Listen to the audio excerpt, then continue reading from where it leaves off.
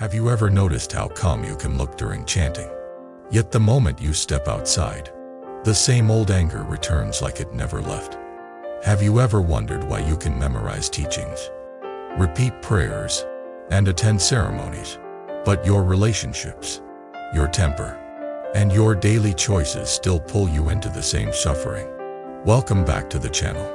Today I want to talk to you like a friend who cares about your path, not like someone grading your spirituality. Here are the two ideas we are going to hold tightly the whole way through. First, practice is not a place you go. Practice is the way your mind meets life.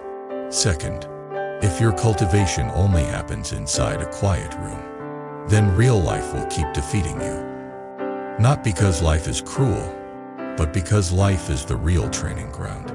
Now stay with me, because this topic is not just about religion or tradition. It is about awakening. It is about wisdom. It is about karma and the way cause and effect quietly shapes destiny. It is about compassion, especially the compassion that does not collapse under pressure. And it is about cultivation that actually changes the person you are when nobody is watching. Let me paint a scene that is so common it almost feels invisible. A person walks into a temple or a meditation hall. The air feels different. The lighting is soft. The voices are lower. People move slowly. There is a sense of reverence. You sit down. You chant. You listen. You breathe. In that setting, it is easy to feel spiritual. It is easy to be patient. It is easy to be respectful. It is easy to be kind. Then you walk back into life. Traffic is loud. Work is urgent. People speak sharply. Your phone keeps buzzing. A family member says something that touches your old wound. A co-worker misunderstands your tone. A child needs attention when you feel tired. A partner forgets something important. A bill arrives. A plan changes. And suddenly you are not the calm person in the hall anymore. You are the same person as before. Only now you feel worse because you think you are failing. This is where many people get stuck for years. They keep returning to the safe place, hoping the safe place will change them. But the safe place only reveals what peace can feel like when conditions are gentle. The safe place is not the exam. Real life is the exam. And here is the part that can awaken you if you let it. The purpose of practice is not to create a perfect mood and a protected environment. The purpose of practice is to transform your relationship with greed, anger, and confusion. The purpose is to build a mind that can stay awake inside difficulty. The purpose is to develop wisdom that sees through the illusions that cause suffering. The purpose is to cultivate compassion that does not disappear the moment someone annoys you. The purpose is to live karma awareness, meaning you begin to feel in your bones that every intention plants a seed. Every word is a cause. Every habit is a direction. And every direction becomes a future. So if you only practice in a hall, but you do not practice in life, then life becomes your opponent. Life will hit you again and again in the exact place you avoid looking.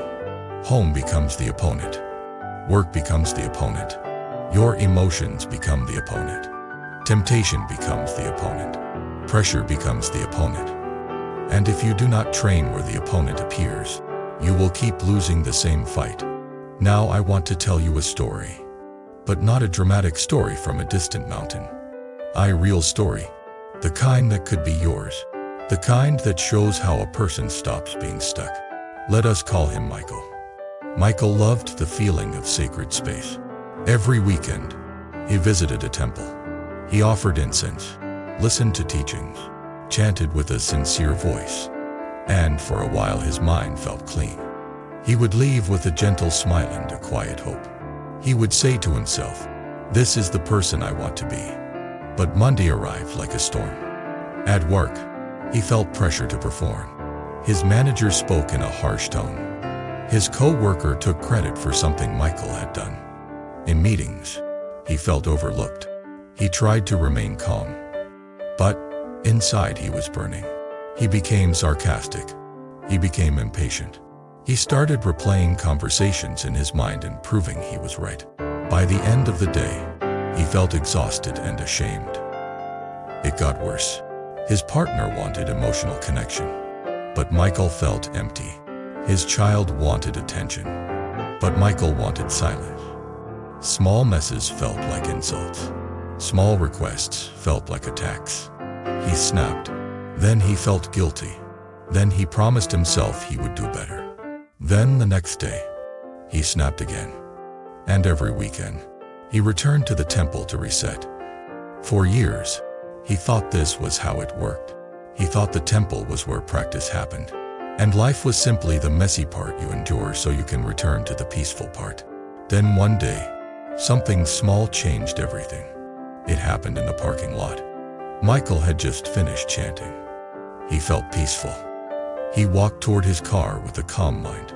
Another car suddenly cut in and took the spot he was heading for. Instantly, he froze in his chest. His hands tightened. Words formed in his mind that did not match his sacred mood. He felt an urge to honk, to curse, to punish the other driver with anger. And then he froze, because he saw something. He saw the gap between who he was inside the hall and who he was in the parking lot. He realized, if my peace disappears in a parking lot, then what exactly am I cultivating? If my compassion can be stolen by a stranger taking a spot, then my compassion is still weak. If my mind can be dragged into anger so quickly, then my chanting has not yet entered my bones. That moment, in a place that felt ordinary, became more valuable than 100 quiet sessions. Because in that moment, he saw the truth without excuses. Practice is not something you do and then sit down. Practice is who you become under stress. And that is where his real cultivation began. Not in a new technique, not in chasing a different teacher, not in collecting more knowledge. It began with one simple decision. He decided he would use daily life as the main hall. He decided that the moment irritation rises is the bell of mindfulness. He decided that the moment he wants to win an argument is the moment to practice humility. He decided that the moment he wants to blame someone else is the moment to look at his own mind. He decided that the moment he wants to escape into distraction is the moment to return to breath. This is how you stop being stuck. You stop thinking practice is an activity and start seeing it as a way of meeting every moment. Now let us go deeper, because I know what some of you are thinking. You might say, but I am not enlightened. I cannot be mindful all the time. I have responsibilities. I have stress. I cannot turn my whole life into practice. Listen closely. You do not need to be mindful all the time. You need to be mindful at the turning points. The turning points are the moments that decide karma. The turning points are the moments where you either feed the old habit or weaken it. The turning points are the moments where you either plant seeds of suffering or plant seeds of freedom. And the turning points happen many times every day. A turning point is when you are about to speak harshly. A turning point is when you are about to lie to protect your image. A turning point is when you are about to spend money to numb your feelings. A turning point is when you are about to scroll to avoid silence. A turning point is when you are about to judge someone to feel superior. A turning point is when you are about to hold a grudge because you like the feeling of being right. These are the places where fate is woven. If you keep practicing only in a hall, you will miss these turning points. And then you will wonder why your destiny does not change. Now, I want to bring in a simple picture that makes this real. Imagine you want to learn to swim. You can watch videos about swimming. You can read books about swimming. You can sit by the pool and talk about swimming with friends. You can even stand in the shallow end and move your arms in the air. But if you never enter deeper water, you do not learn to swim. The moment you face deeper water, fear appears. Your body reacts. Your mind panics. That is where the real training happens. Life is the deeper water. The temple is the shallow end where you learn the form. Life is where you learn the truth. So the question is not whether chanting is good. Chanting can be powerful. Recitation can calm the mind. Ritual can remind you of vow and direction. Sacred space can heal the nervous system. All of that is valuable. But chanting becomes living practice only when it shapes your conduct outside the hall. If you chant compassion but you speak cruelly to your family, the chanting is still outside your heart. If you chant patience but you explode at work, the chanting is still outside your muscles. If you chant wisdom but you keep making the same impulsive choices, the chanting is still outside your habits. So we have to ask a deeper question. What is the bridge between the hall and the home? The bridge is cultivation in ordinary moments. And ordinary moments are not glamorous. They are not impressive. They do not earn applause. But they are the true field of merit. Now let me tell you about a woman named Sophia. Sophia was sincere. She loved the teachings. She attended ceremonies. She would cry sometimes because she felt moved by the idea of awakening and compassion. But her everyday life felt like constant conflict. She felt she was always fighting with someone. She fought with her mother because her mother criticized her. She fought with her partner because her partner did not understand her. She fought with her friends because she felt excluded. She fought with herself because she felt she was never enough. She said to me, "I can be calm while chanting, but at home it is like a different person takes over." I asked her a simple question. When you are chanting, who is your opponent? She paused because she understood. In the hall, her opponent was almost nothing. The conditions were gentle. People were polite. The environment supported stillness. But at home, her opponent was her own habits. Her opponent was her need to be right. Her opponent was her old wound of validation. Her opponent was her fear of being disrespected. Her opponent was her inability to tolerate discomfort. So I gave her one practice, not a complicated one. I told her, choose one relationship in your life that triggers you most. Not all of them, just one. And make it your main practice gate for the next month. Every time you feel triggered in that relationship, do 3 things. First, feel the body. Notice the heat, the tightness, the urge to speak quickly. Second, pause before speaking. Not forever, just long enough to return to breath. Third, choose one sentence that protects compassion. It can be simple. It can be gentle. It can be honest without being cruel. She tried it with her mother. Her mother criticized her as usual. The old Sophia would snap back, defend herself, try to win. But this time she felt her chest tighten. And she remembered to return to breath. She paused. Her mother kept talking. And Sophia noticed the urge to interrupt. She breathed again. Then she said something different. She said, "I hear you. I am trying. I will think about what you said." That was it. Not magical, not dramatic, but something shifted. Her mother was surprised because the usual fight did not happen. Sophia was surprised because she felt a strange strength. She realized she did not need to win to protect herself. She could remain kind and still remain clear. Over the next weeks, her nervous system changed. She became less reactive. She started noticing her triggers sooner. She started seeing her mother not as an enemy, but as a person shaped by her own karma and pain. This is compassion growing, not as an idea, but as a real capacity. And here is what is beautiful. When compassion grows, wisdom grows, because compassion softens the ego. And when the ego softens, reality becomes easier to see. Now let us talk about why people get stuck at the temple-only stage. There are several reasons, and you might recognize yourself in one. One reason is that people confuse calmness with awakening. Calmness is a condition. Awakening is a capacity. Calmness can come from quiet environment, gentle music, and supportive group energy. Awakening is the ability to stay aware in the middle of difficulty without being dragged by greed, anger, and confusion. So a person can be calm in a hall and still be asleep in life. Another reason is that temple-only practice can become a form of escape. This is not meant as blame. Escape is human. When life hurts, we look for relief. But if spirituality becomes your hiding place, You will begin to use it to avoid the very places that need transformation. You might avoid difficult conversations and call it peace. You might avoid responsibility and call it letting go.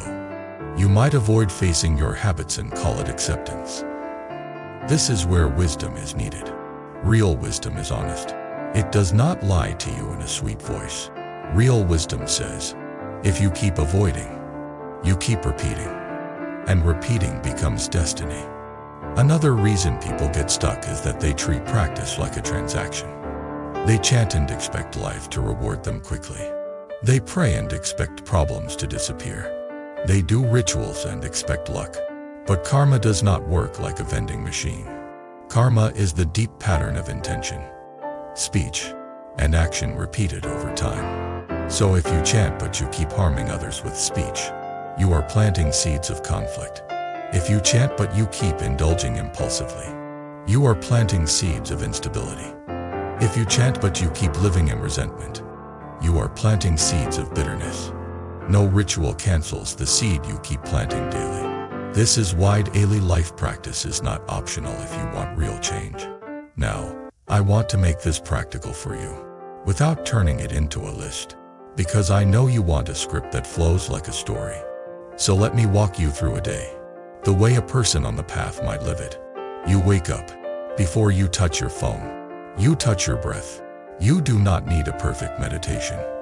You simply remember direction. You remember vow. You remember that today you want to move toward awakening, wisdom, compassion, and karma awareness. Then you step into the day. At breakfast, someone says something that irritates you. Maybe they are slow. Maybe they are negative. Maybe they criticize you. This is a gate. In the past, you would react, because reaction is fast and familiar. Now, you pause. You feel the body. You remember that speech creates karma. You choose a softer tone. You choose fewer words. You choose to protect the relationship more than your pride. That is practice. Then you commute. Someone cuts you off. Someone honks. Someone doctors selfishly. This is a gate. In the past, you would curse. You would feel attacked. You would carry that anger into the next hour. Now, you remember impermanence. You remember that strangers also suffer. You remember that anger is a fire that burns the one holding it. You breathe. You let it pass. You keep your mind clear. That is practice. Then you arrive at work. A coworker is difficult. A manager pressures you. A project changes. You feel anxiety rising. This is a gate. In the past, you might complain, blame, or collapse. You might seek control through aggression. Now, you return to breath. You focus on right effort, meaning you do what you can do without poisoning your mind. You focus on right speech, meaning you speak clearly without creating unnecessary harm.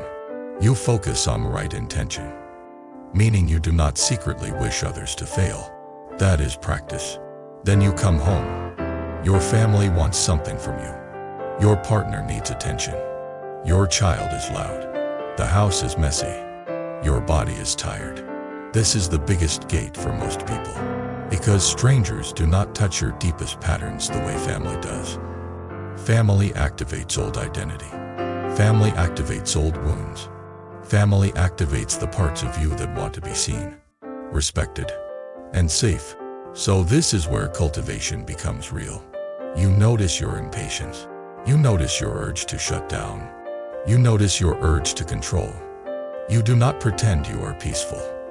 You simply become aware. Awareness is already a form of awakening. You choose one small act of compassion.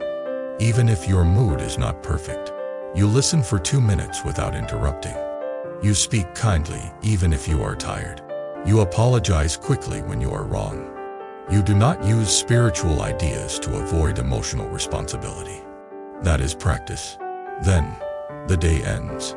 Before sleep, you review without self-hatred. You look back and see where you were reactive. You look back and see where you were kind. You learn. You vow. You forgive yourself. You return. That is practice. If you live like that, Then chanting in a hall becomes fuel, not escape. Chanting becomes a reminder of direction, and daily life becomes the field where the direction becomes reality.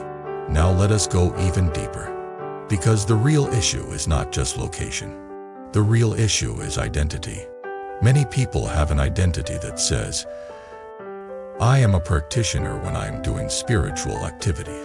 So the moment they stop doing the activity, they stop being the practitioner. That means their practice is attached to form. Real cultivation is when your identity shifts to something quieter and stronger. You become a practitioner as a way of being. You are a practitioner when you are washing dishes.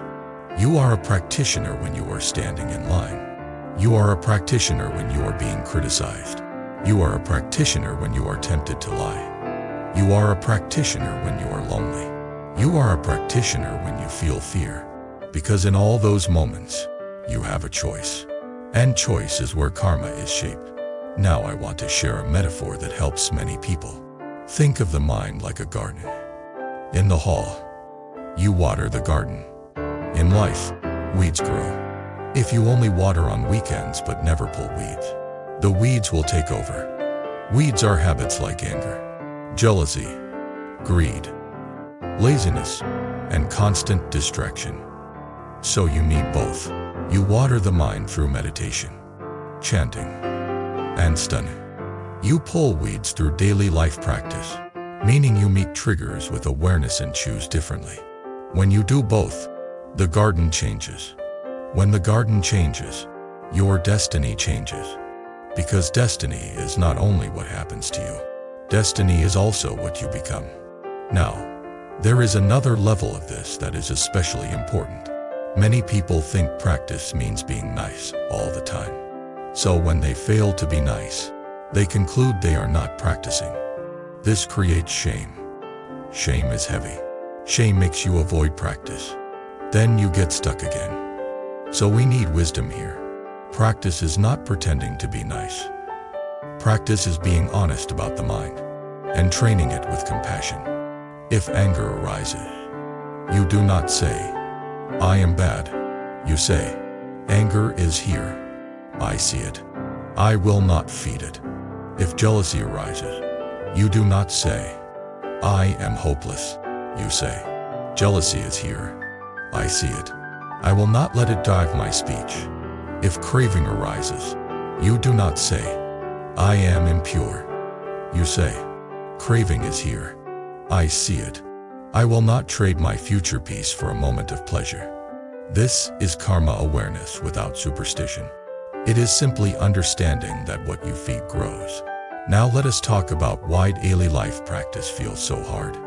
Because daily life practice requires humility. It requires admitting that you do not yet have the stability you want. It requires admitting that your ego is still strong. It requires admitting that you still want to win, to control, to be praised. Inside a hall, you can hide those things. In life, you cannot. Life exposes you, and exposure can feel painful. But exposure is also mercy, because the only way to heal what is hidden is to see it. This is why some teachings describe obstacles as teachers. Not because obstacles are pleasant, but because obstacles reveal your mind. And when the mind is revealed, you have a chance to awaken. So if you want to stop being stuck, you can begin to treat daily difficulties with a new attitude. Instead of saying, why is life against me? You say, what is life trying to train in me? Instead of saying, this person is ruining my peace, you say, this person is showing me where my attachment lies. Instead of saying, I cannot practice because I am busy, you say, my business is exactly where my practice is needed. This attitude is powerful because it turns every day into cultivation. Now let me share a second story that might hit close. A man named Jason loved chanting, but he hated conflict. Whenever conflict appeared, he would shut down or escape. At work, if someone criticized him, he would smile politely and then complain later. At home, if his partner wanted to talk about a problem, He would say he was tired or he would change the subject. He believed he was being peaceful. But inside, resentment was growing. Resentment is like spiritual poison because it hides under silence. One day his partner said something that shocked him. She said, "You act spiritual in public, but you are emotionally absent with me." Jason felt attacked. He wanted to defend himself. He wanted to say, "I am doing my best. I chant. I pray. I never yell." But something in him paused. He realized his partner was not asking for a performance. She was asking for presence. And presence is a form of compassion. So he began a new practice. He decided that whenever he felt the urge to escape a hard conversation, he would stay for 5 more minutes. Not forever. Not until it was perfect. Just 5 more minutes. During those 5 minutes, he would breathe, listen, and speak honestly without cruelty. At first, it was messy. He stumbled. He became defensive. He forgot his breath. But slowly, 5 minutes became 10. 10 became 20. And something changed in the relationship. Not because Jason became perfect, but because he stopped running. He began to face discomfort with awareness. And that is awakening. Awakening is not floating above life. Awakening is meeting life without abandoning your heart. Now I want to bring this into a direct teaching you can remember easily. If you want to know whether your practice is real, look at 3 places. Look at how you speak when you are irritated. Look at what you do when nobody is watching. Look at how you treat the people closest to you. Those are the mirrors. A hall can support you, but these mirrors reveal you. If you look into these mirrors without self-hate, you will grow quickly. Because you will stop investing in appearance and start investing in transformation. Now let us talk about destiny. Because many people come to spiritual life because they want their life to improve. They want less suffering. They want more stability. They want relationships to heal. They want luck to turn. They want the weight on their chest to lighten. Here is the honest truth. Life can improve, but it improves through causes. And the strongest causes are daily habits. If you want your destiny to become lighter, you need to stop creating heavy karma. Heavy karma is not only crime or big harm. Heavy karma can also be daily harshness, daily dishonesty, daily selfishness, daily resentment, daily indulgence, daily neglect of virtue. Small pauses repeated become big results. This is why daily life practice is the fastest way to change destiny, because it changes the causes you plant every single day. If you become someone who speaks with more kindness, you plant causes for harmony. If you become someone who holds less grudges, you plant causes for mental freedom. If you become someone who is more generous, you plant causes for support. If you become someone who is more disciplined, you plant causes for stability. If you become someone who keeps vows, you plant causes for self-respect and inner power. This is not mystical. This is the physics of the heart. Now, I want to address a common misunderstanding. Some people think, if I practice in daily life, then I do not need the hall. That is not the point. The hall and the teachings are like sharpening the blade.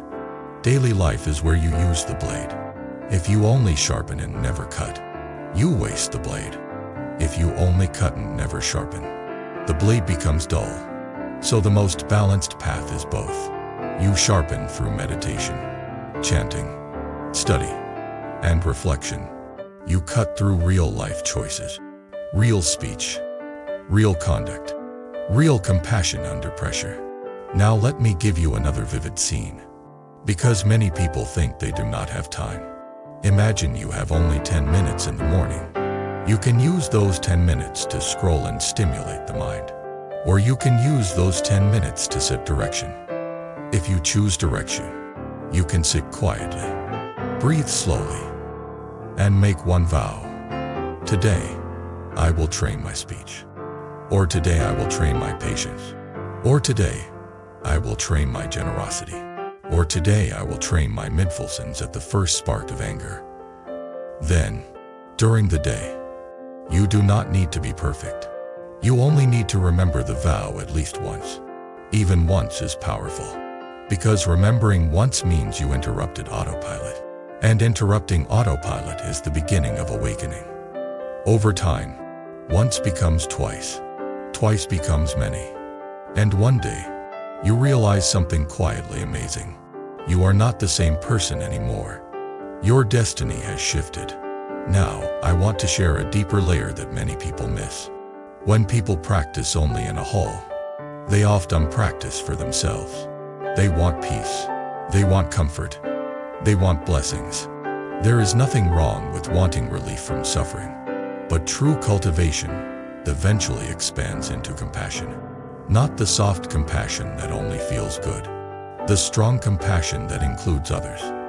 When you practice in daily life, you start seeing how your mood affects others, how your tone affects your child, how your impatience affects your partner, how your gossip affects a group, how your selfishness affects your community. This awareness awakens a new motivation. You begin to practice not only to feel better, but to cause less harm. That motivation is powerful. Because when your motivation becomes compassionate, your practice becomes stable. It is no longer dependent on your mood.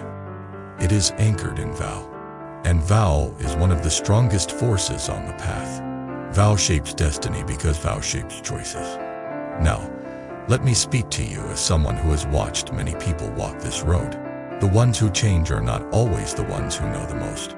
They are the ones who bring practice into the uncomfortable place. They bring practice into the moment they want to react. They bring practice into the moment they want to lie. They bring practice into the moment they want to indulge. They bring practice into the moment they want to escape. Those moments are the furnace where character is forged. And character is the foundation of wisdom. Now I want to close this story with something that might feel like a gentle challenge. If you have been practicing for a long time but you feel stuck, do not blame the teachings. Do not blame yourself with cruelty. Simply ask yourself, where am I still keeping practice separate from life? Maybe your practice has not entered your speech. Maybe it has not entered your relationships. Maybe it has not entered your money habits. Maybe it has not entered your online behavior. Maybe it has not entered your patience. Maybe it has not entered your ability to accept impermanence. Choose one area, not 10. One. And for the next week, treat that area as your main hall. When you are in that area, you are practicing. When you are outside it, you are still practicing. But that area is your focus. This is how you break the stuck feeling. Because suddenly your practice becomes measurable. Not by numbers, by the softness of your heart under pressure, by the speed of your apology, by the reduction of unnecessary harm, by the increase of patience, by the growth of compassion. That is real progress. Now, let me share a final reflection that many people find deeply relatable. Sometimes the reason we want practice to stay in a hall is because we are afraid. Afraid to see our own mind. Afraid to face our own anger. Afraid to admit our own selfishness. Afraid that if we see the truth, we will feel shame. But here is the good news. Seeing the truth is not a punishment. Seeing the truth is liberation. Because the moment you see a habit clearly, you are no longer completely controlled by it. That moment is awakening. And awakening is not a distant myth. It is a daily event. Every time you choose awareness instead of reaction, awakening happens. Every time you choose compassion instead of harshness, awakening happens. Every time you remember karma and choose the long-term good over the short-term impulse, awakening happens. Every time you turn back to vow, awakening happens. This is why the path is always available. Not only in a temple, in a kitchen, in a workplace, in a car, in a text message, in a difficult conversation, in the moment you feel tired and still choose kindness. That is the path. Now I want to end with words that you can use as a closing anchor in your own heart. May your practice stop being a place you visit and become a life you live. May your chanting become compassion in your voice. May your meditation become patience in your action. May your understanding become wisdom in your choices. May your karma become lighter through daily kindness and honest effort. And may your destiny shift, not through miracle, but through the quiet power of consistent cultivation. If this spoke to you, share your experience in the comments. Tell me where you feel most stuck, and what part of daily life feels hardest to practice in. Subscribe to the channel if you want more long-form teachings that are practical, grounded, and focused on awakening, wisdom, karma, compassion, and real cultivation. Like the video so this message reaches someone who is quietly struggling. And if you want to support the channel so we can keep making these deeper long videos, consider becoming a member. Thank you for listening. Keep returning, keep cultivating, keep walking forward. There are moments when you see something and your heart simply whispers, "This one is meant for me." Bracelet carries more than beads. It carries intention, protection, and quiet strength. Something to guide your thoughts and keep your spirit steady. If you felt that gentle pull toward any of the bracelets shown, the purchase link is waiting in the description, and the full collection is displayed on our channel store. Follow your intuition. It rarely leads you wrong.